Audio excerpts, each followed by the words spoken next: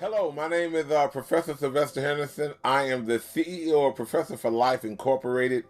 On Professor for Life Incorporated, each of you understand that we always interview well known academics and professionals from all over the globe.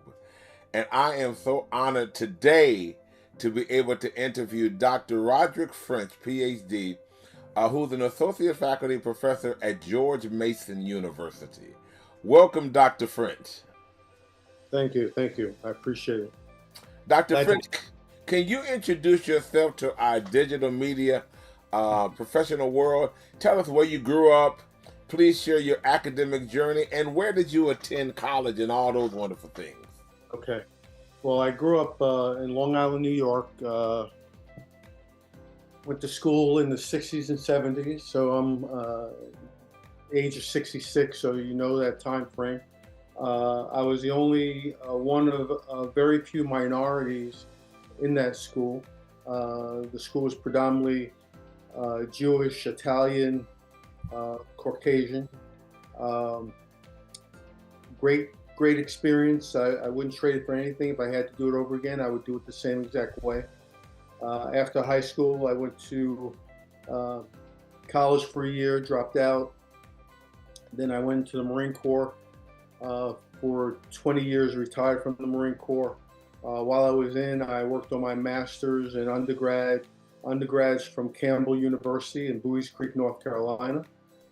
Graduate degree is from Webster University in management. I did that while I was on active duty. When I retired from the Marine Corps, I decided to work on a Ph.D. Went to Walden University, PhDs in management. I mainly focus on leadership and organizational change. And as a result, I never had intention to teaching as an adjunct professor. It just so happens I was speaking at a conference and someone came up to me and asked me, would you like to be an adjunct professor?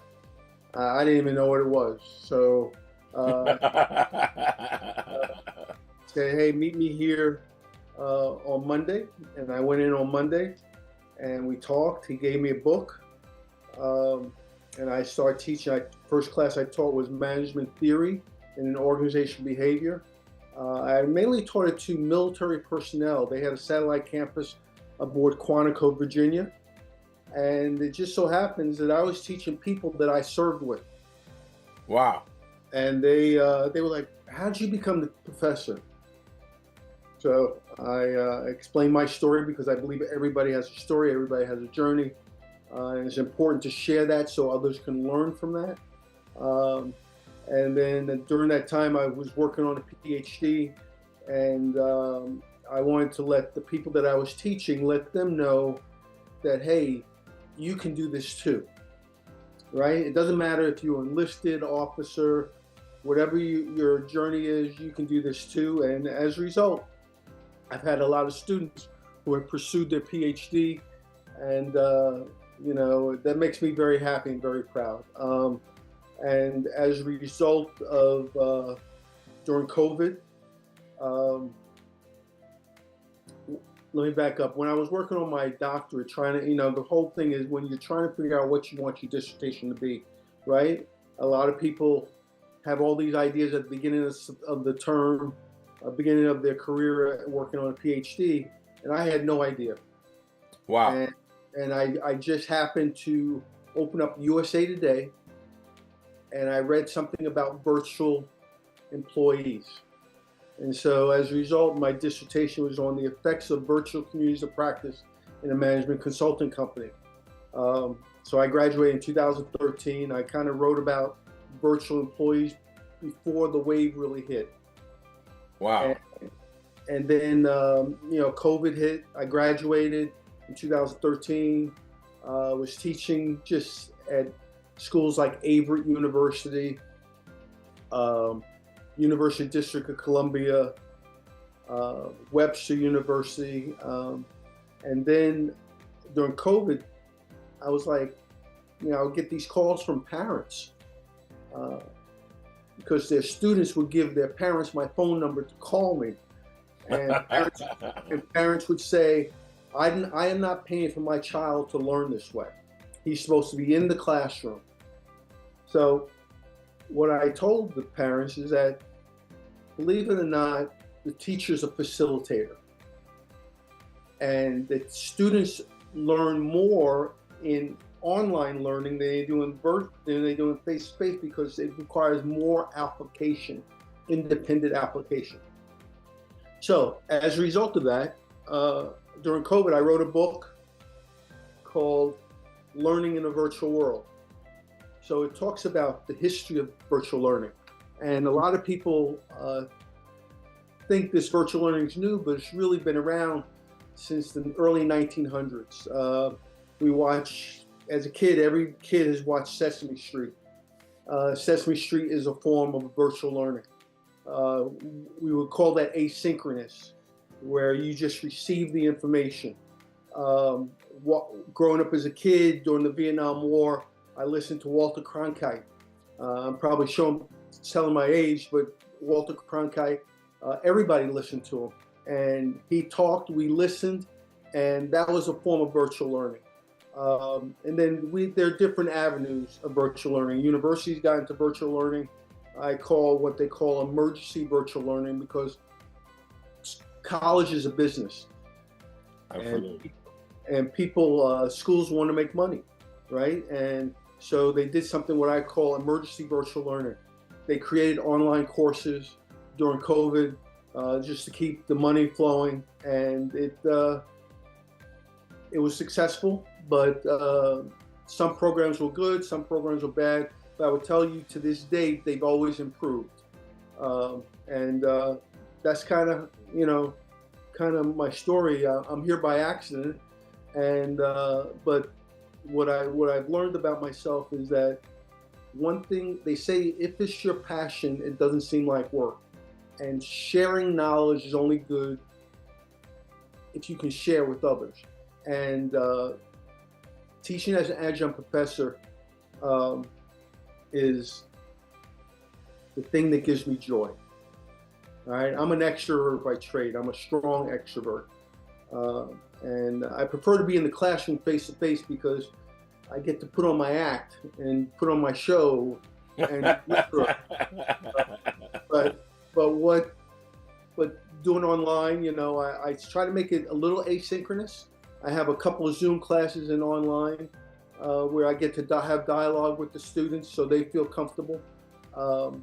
Because in their mind, as a teacher, I'm the one in control, right? I control the grades, but what I tell them, I said, I don't control the grades, you control the grades. What you put in is what you get out. And it's been successful. And I've been an adjunct professor at many, many schools for the last 25 years. Wow. You know what? First of all, before I get to my second official question, I want to commend you on 66, because I just turned 66. That's a good year. Listen, so I want to, I feel a sense of camaraderie. I like that. I like that. Listen, in terms of your academic journey, how did your academic path lead you to George Mason University, and how has teaching there shaped your perspective on organizational learning and knowledge-driven leadership? Okay, so it's kind of, things happen for a reason. Nothing happens by accident. And so I was an adjunct professor, a chair for a student working on his dissertation at Roderick University. And he worked at George Mason in the IT department. And he graduated, and he said, "Hey, Dr. French, can we meet for lunch?" So we met for lunch.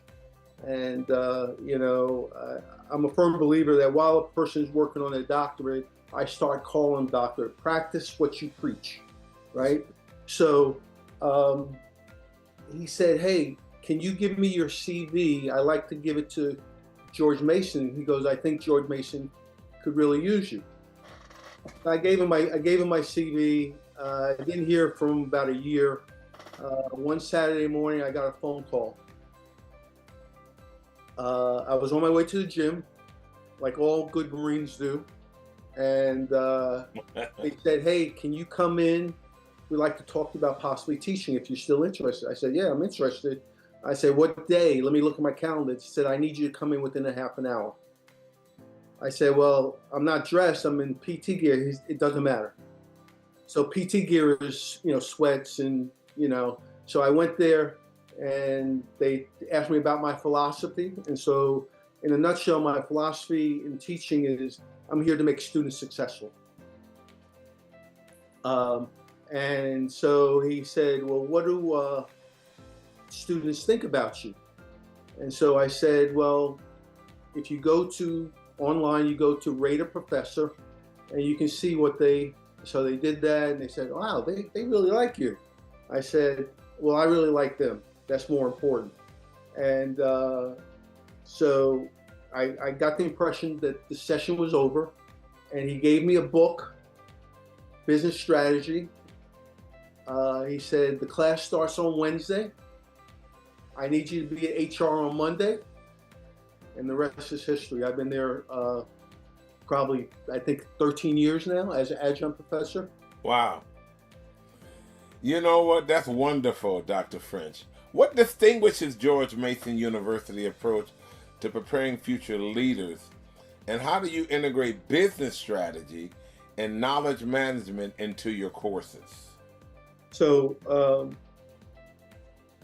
it's funny you talking about strategy because I'm actually working on a book about strategy because what I think that most people in organizations, when leaders talk about strategy, the employees don't know what that really means or how the process or how do you get there. So George Mason is an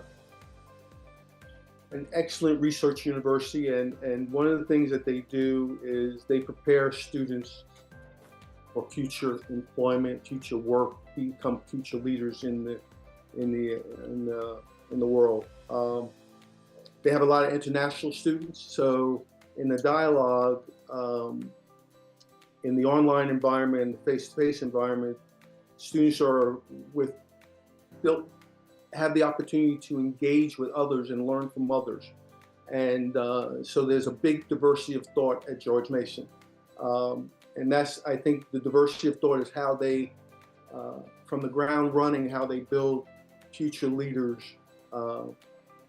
in organizations. Now, when you talk about strategy, like the PESTEL model, students in my class, they work in group of 5, and they don't know each other. And they're working together to try to write a paper, an industry paper, and a firm paper, industry paper, like let's say it's the car industry.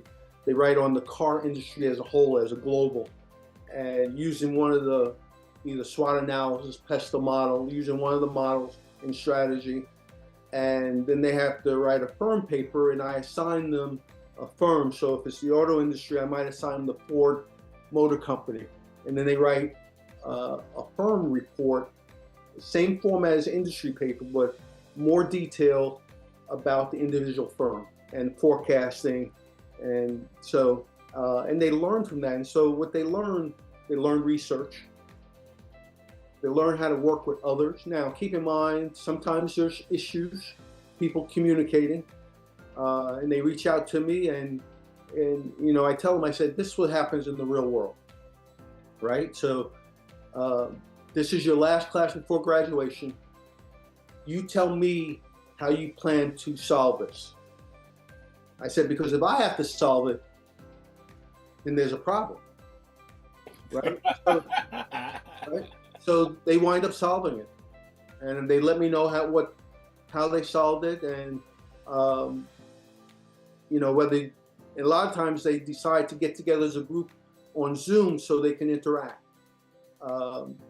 or Google Chat. There are many platforms, and at the end of the day, when it's all said and done, it worked out. And I said, leadership does not have to do with you standing in front of the classroom all the time, or it has to do with how you deliver, right?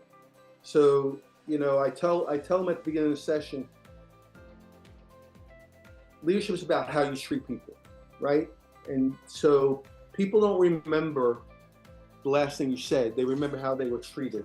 And then the way they were treated is how they show your love and your respect to you. Respect is earned, it's not given. That's right.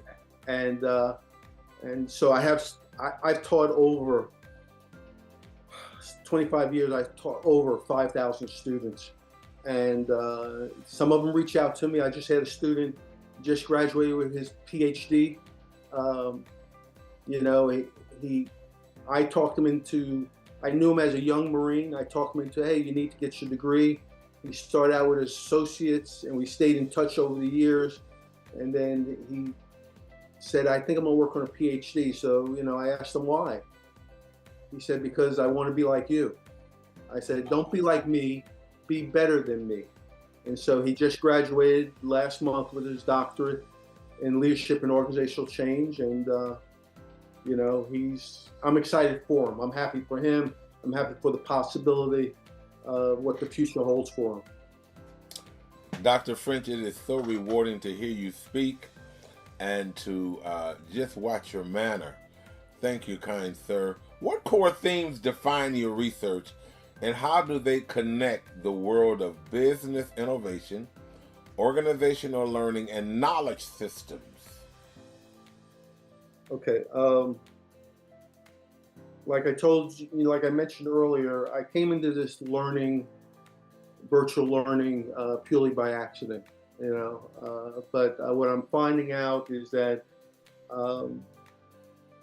everybody has a signature, and this has become my signature. I hate to use the word expert, because when you're an expert, that means you can't learn anything else. But I'm just a guy who has maybe a little more knowledge about the online learning than the next person. And what I've learned in all of this is that in the different knowledge systems, is that learning is supposed to be fun, right? It's not supposed to be troublesome.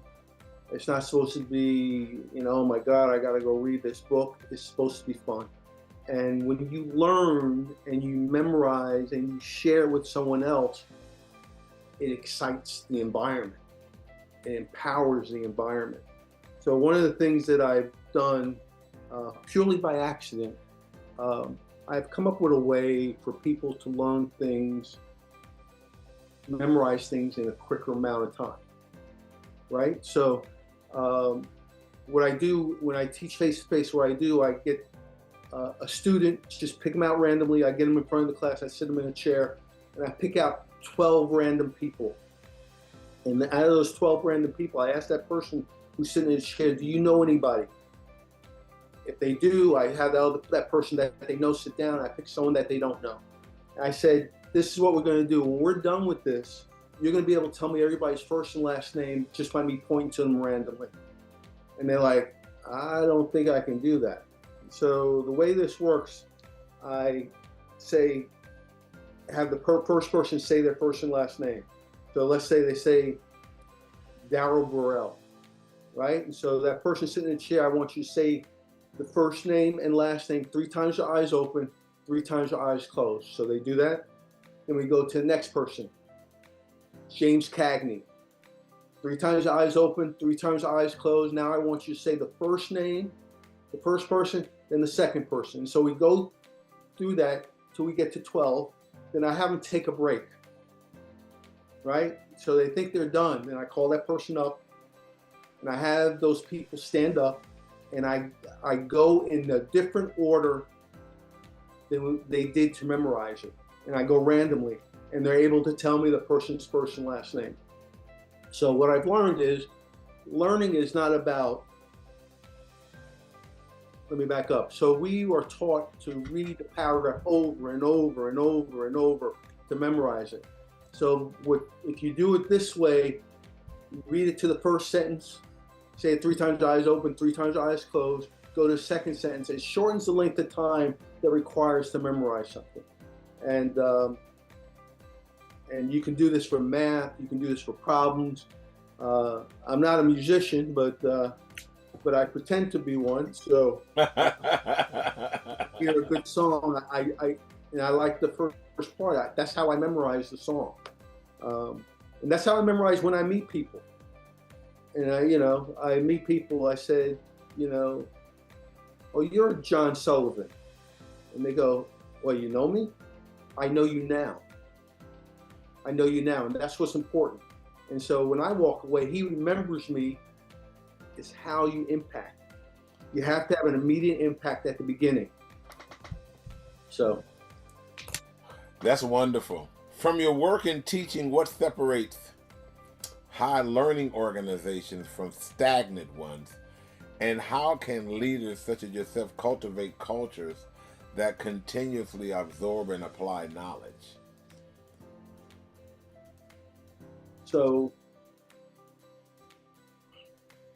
I think organizations have a tendency to be very stagnant, all right? Because they go through process over and over, and this is the way they've always done it, and this is the way it's always been. But that's the wrong approach, right? Just because every process can be improved. So just because you've done it this way for these many years doesn't mean it's the right way to do it, right? And so because it can be improved, and like, when I first started working, my boss never engaged with me, right? I came in, I did the work, and I left. And there was no relationship with my supervisor or boss.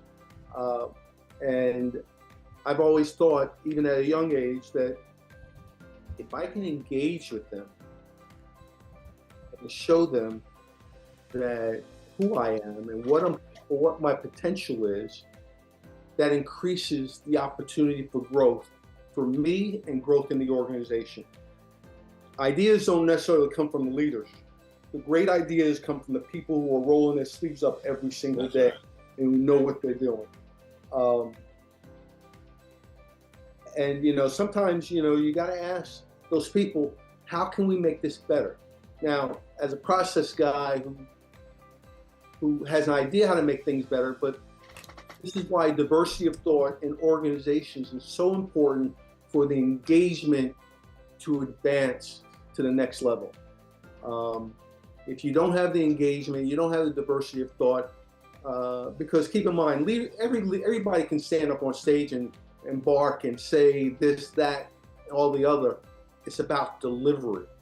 That's right. It's about delivery. So one of the things another thing that you do is when I was working in the federal government, I used to have a data sheet that I had employees fill out, and it had their birthday. So I would put that birthday on the Outlook calendar and their anniversary on the Outlook calendar. And when it came up, I would give them a card. And I said, hey, this is for you and your wife. I want to wish you a happy anniversary. Or this is your wife's birthday. Please send her my regards. Here's a card. Please give it to her. So the trickery to that is that when I need you to come in on a Saturday, your wife doesn't mind, because your wife thinks I'm a great guy because I did the little thing to celebrate her. That's right. Right? People remember how you make them feel. That's right. That's right. You know what? You are very, very bright, Doctor. I like that. I love bright people. Thank you. What are the most overlooked elements you think in effective knowledge management, and how do you help students understand its strategic importance in modern business environments? So, great question. So, we do strategy every single day, right? The alarm clock goes off, right? You set the alarm clock. That's part of the strategy. What time I need to get up. You click it. You say, oh, I can lay down for 5 more minutes. You get up. You get up. That's right. First thing you do the same thing every day. You make the bed, right? Then you go into the bathroom and you put cold water on your face. You do the same thing. You shave your head. It's all part of the strategy. I have to do all these things in order to leave the house at a certain time, to be at work, not at 8 o'clock when I'm supposed to be there, to be at work at 7:45. Because I've always been of the adage, if you're 15 minutes early, then you're on time, right? So everything you do, is strategy. What the clothes you're going to wear. When you get, what time I got to be at the doctor's appointment at 9 o'clock. How am I going to get there? What's the route I'm going to take? That's all part of the strategy. So strategy is nothing new to any of us because we do it. We just haven't put a label on it. When you're a young man and you're meeting your future wife for the first time and you see her at a place and you go up to her, that's strategy. That's engagement, right? And part of strategy and engagement is set the sell. You got to sell it. When you sell it, you convince it. And when you convince it, you start delivering. And keep in mind that not all strategy is perfect, but you can improve on the strategy based on the results that you receive.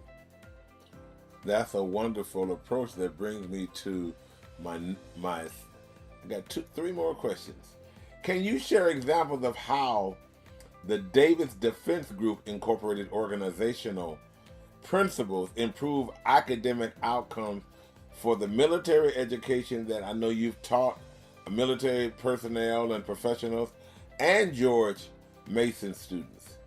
I would be curious to see how they differ and what sort of principles improve their learning for the two different institutions or entities, I should say. So the Davis Group, which a new company has taken over now, but I worked last semester with the Davis Group, and the Davis Group, Navy Community College, and they give enlisted personnel the opportunity to work on their degree while they're in. And this can determine what they're going to do when they get out. They can get a degree in engineering.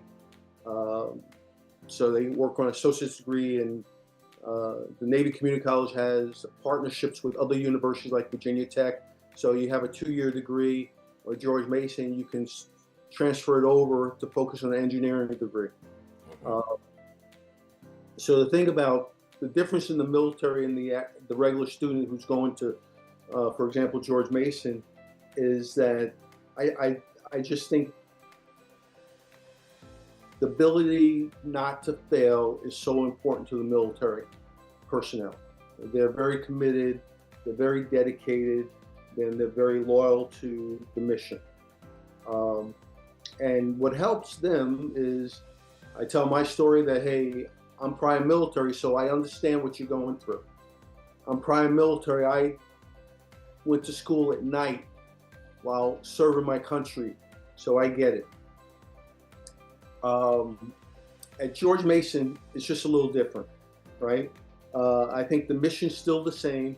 The goal is still the same. I think the approach is sometimes different. At George Mason, not just George Mason, but other schools that I've been at, I think today's student, they all want A's. They all want A's. They all want A's, and and I tell them, in order to get an A, you got to put in A work, right? And at the end, even though at the beginning of the semester I said there's no such thing as extra credit, I don't give extra credit, and I don't negotiate grades, but they still want to talk about grades, and they still want to negotiate. Right? So I just have to remind them, you're getting a C because you did C work. That's right.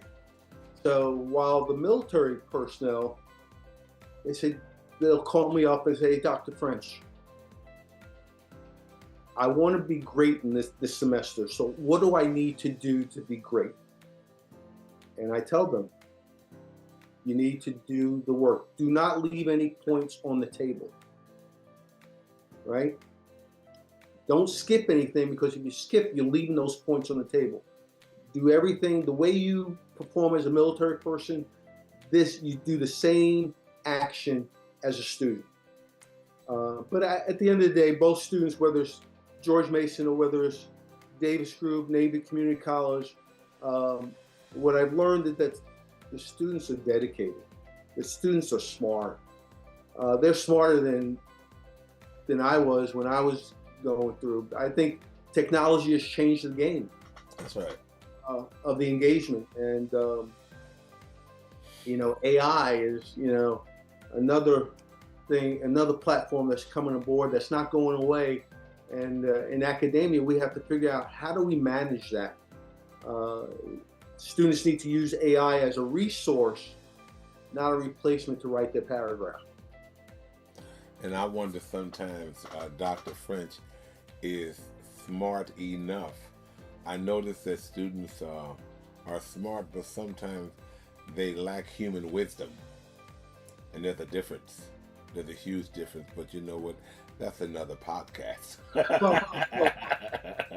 I would tell you, I was just in a conversation a couple of weeks ago. I said, what happens? I told this person, I said, what happens when your family goes to a restaurant? You go to a restaurant like Carrabba's, you go in, you got a husband and wife and 3 kids. And the waiter comes and asks you what you want to drink, and you tell him what you want to drink. You guys ready to order? You order. And after you make the order, what happens? Everybody at the table picks up the phone. Checking email, checking Facebook, checking social media, right? So when you tell your kids, give me your phone, they go, it's my phone, but I'm paying the bill on your phone, so it's mine, right? They don't know how to interact. They don't know how to communicate at the table. Technology has taken away what we're doing right now is taking away the engagement, which is so important. I think as a result of technology, more and more students are introverts than being extroverts, right? But we have a tendency to be extroverts at work because we have a tendency to do that in order to get what we want. But once we hit that elevator, we hop in the elevator, we shut down and we don't want to talk to people. That becomes an issue because you learn through engagement of others. That's right. Good things are different, right? The bad ideas I learned from you, I'm gonna leave them on the table. I'm gonna steal the good ideas and share them with someone else. That's right. So, which makes me come to my second to the final question. What guidance would you offer emerging scholars or business leaders who want to integrate organizational learning and knowledge management into their professional practice or practices? I think you got to be open, right? My father always said a closed mouth doesn't get fed, right? So you got to be open. You got to be open to new ideas. You got to be open to new technology. You got to be open to the opportunities. And you got to look at employees that provide diversity of thought, that can give you critical thought and critical criticism on the evolution to advance your organization. If your mind is closed, you can't share the knowledge. Knowledge is only good unless you can share it. Dr. French, could you share your final thoughts and ideas with our international audience? Any final jewels you would like to share with our media audience internationally, sir? So, growing up the way I grew up, my school was very competitive, right? Like I said, it was predominantly white, Caucasian, Jewish, Italians. I was one of the very few minorities in that organization. Not knowingly, I've always been very competitive. I'm probably more competitive than Michael Jordan, right? Because I hate to lose. I hate for people to tell me I can't do anything, because I believe I can be anything I want to be. All it takes is effort and connection. So I live by this. It's never how you start. It's always how you finish. You know, looking back when I was in 7th grade, I never thought in my life, when I met someone who had a Ph.D., I thought they were so smart. I said, oh, they're, you know, that's so amazing, right? And then someone told me, he goes, I'm no smarter than you. I just applied myself. I set my journey. I set a goal and I focused on the goal and I achieved it. A lot of students who decide to go on a PhD doctorate program, they think it's going to be like undergrad and graduate, and they're finding out that it's not necessarily that way, and some of them drop out. The ones that I stay connected with, I say, when you're lying on your deathbed and your grandson says, Poppy, is there anything you wanted to do in your life that you didn't do before? You should be able to say, I accomplished everything I wanted to do. That's right.